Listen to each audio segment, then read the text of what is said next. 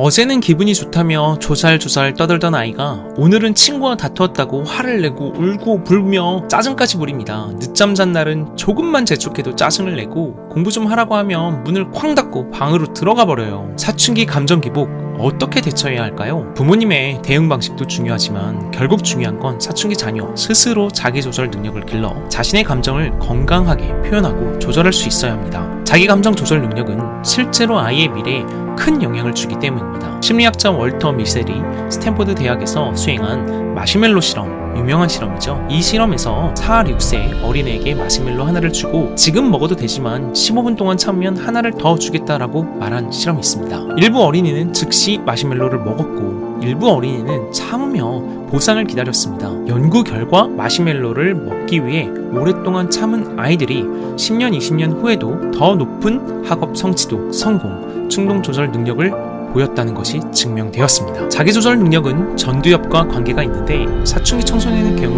발달 특성상 전두엽이 아직 완전히 발달하지 않은 상태라 자기조절 능력이 낮을 수밖에 없습니다. 게다가 사춘기 성호르몬의 발달로 그래도 부모의 말을 잘 듣던 어린이 시절과는 무척 다르죠.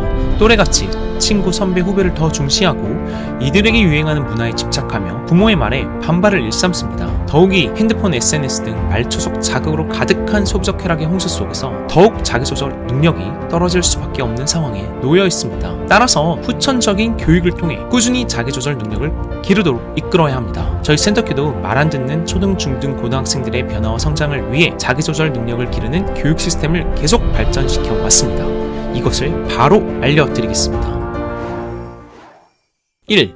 인성교육. 가장 좋은 교육은 바로 저희 센터큐의 황금률 인성교육입니다. 센터큐는 특히 황금률 중에 1번 부모님께 예의, 2번 생활관리, 방정리, 공용공간 정리, 기상지침 시간 관리, 3번 할 수 있는 자기개발, 즉 학습 시간의 누적을 매우 중요하게 강조하며 기본 중에 기본으로 교육하고 있습니다. 황금률이 자기조절 능력에 도움이 되는 이유는 명확합니다. 첫째, 부모님께 예의. 한국심리학회지의 한 연구에 따르면 부모에 대한 존경심은 자기조절 학습 효능감을 증진했으며 높아진 효능감은 학업 성적을 향상시켜 왔다라고 합니다. 부모님과 안정적인 관계 속에서 아이들은 적절한 통제와 자유를 경험하고 옳고 그른 행동을 스스로 선택할 수 있는 능력을 기를 수 있습니다. 부모님과의 갈등 상황에서도 화를 참거나 말투를 조절하는 연습을 할 수 있게 됩니다. 즉각적인 감정 표현보다는 상대에 대한 존중과 배려를 우선하게 되므로 감정 조절 훈련이 됩니다. 예의를 갖춘다는 것은 하고 싶은 말이나 행동을 조절하고 사회적 규범에 맞게 행동하는 것이기에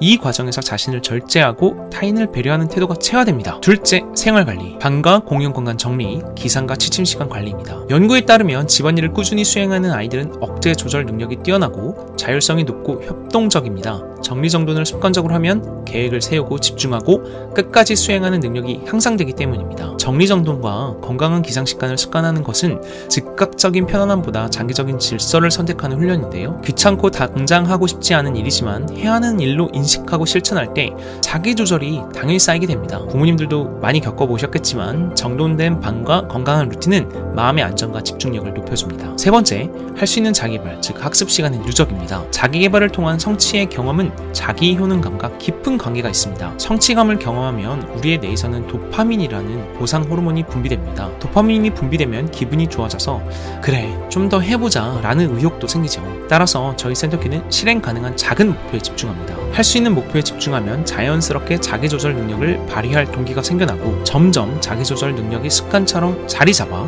목표를 달성하는 것이 더 수월해집니다. 즉 자기조절은 성취감을 만들고 성취의 경험은 동기부여를 강화시켜 더 강한 자기조절을 가능하게 하는 선순환을 만듭니다. 꼭 기억해주세요. 습관은 의지보다 오래갑니다. 자기조절 능력을 향상시키기 위해 두 번째로 중요한 요소는 스스로의 감정을 깊이 이해하는 것입니다. 감정이 생겨난 원인과 이를 수용하는 방법을 알면 스트레스를 효율적으로 다룰 수 있습니다. 나아가 스스로를 더 깊이 이해하게 되고 자존감이 높아지고 더 행복해질 수도 있습니다. 그러나 격동적인 감정을 경험하는 사춘기 시기에 자신의 감정을 아이가 이해한다는 건 쉽지 않죠. 따라서 이를 아이의 수준에서 대신해줄 방안이 반드시 필요합니다. 아이 스스로 메타인지가 불가능하니 가능하도록 이끌어줘야 한다는 것이죠. 센터큐의 많은 학생들은 대체로 부정적인 감정을 짜증난다 라는 한 가지 단어로 표현합니다. 따라서 저희는 감정일기를 통해 언어로 표현하도록 이끕니다. 1.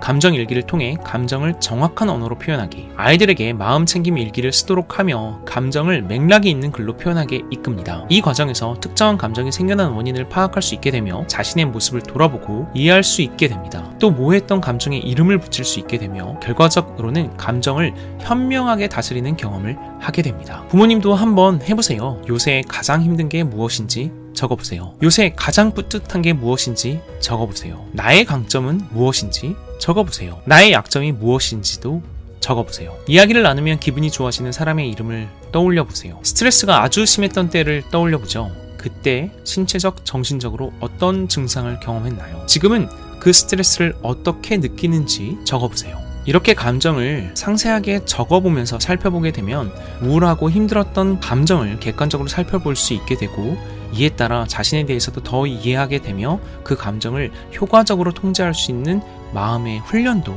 가능해집니다. 2. 감정의 원인에 대해 아이와 대화 나누기. 이후 저희 센터큐는 아이의 기질을 고려하여 감정을 활용하고 조절하는 대화를 시도합니다. 외향형은 화내는 감정을 배제하는 대화를, 내향형은 안쓰럽고 애틋한 감정을 배제하는 대화를 통해 아이들이 감정을 어떻게 다루어야 하는지 스스로 느끼게끔 만들고 감정적으로 반응하거나 행동할 시 대화를 중단할 수 있다라는 일관된 대화 원칙을 세워 아이가 감정에 휘둘리거나 함몰되지 않도록 합니다. 기질을 고려한 더 구체적인 소통 방법은 저희의 이 영상에서 확인하실 수 있습니다. 3.